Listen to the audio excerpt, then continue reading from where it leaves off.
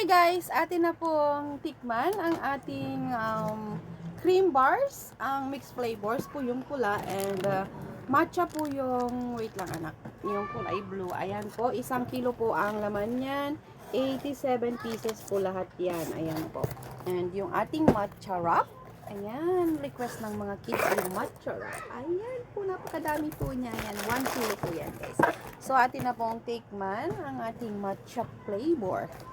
Ayan, si matcha wrap.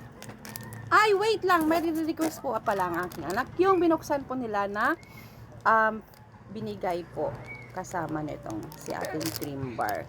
Ayan, tikman daw po natin, sabi ng aking mga kids. And may sunflower seeds din po siya. Hindi nila sabay-sabay na.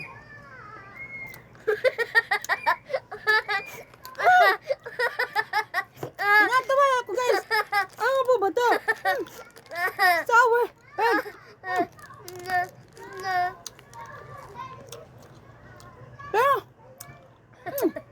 Pero sa umpisa lang po pala yung ganun.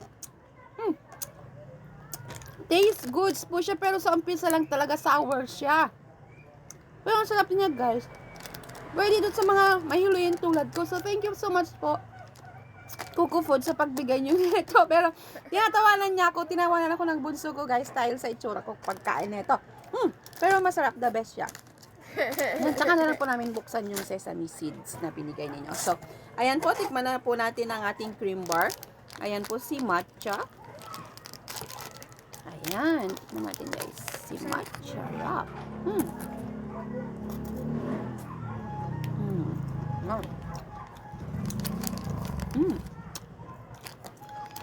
Masarap siya guys. Tamang-tama pong pambaon ng ating mga kids. Strawberry. Yan naman siya, oh. Diba, siksik na siksik sa feelings.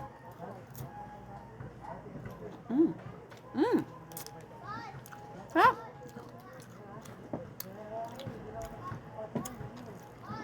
Pero para sa akin guys, ito ang pinaka masarap sa akin, strawberry flavor. Pero depende sa inyo po kung anong the best. Pero lahat naman siya masarap. Chocolate. And chocolate.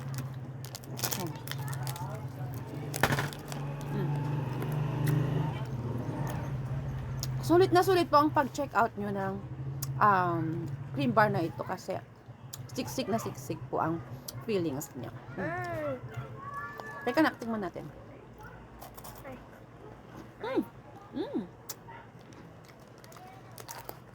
Good.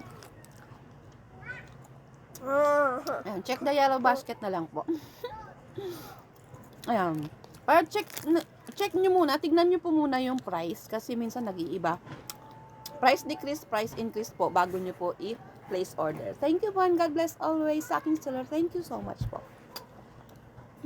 Sarap.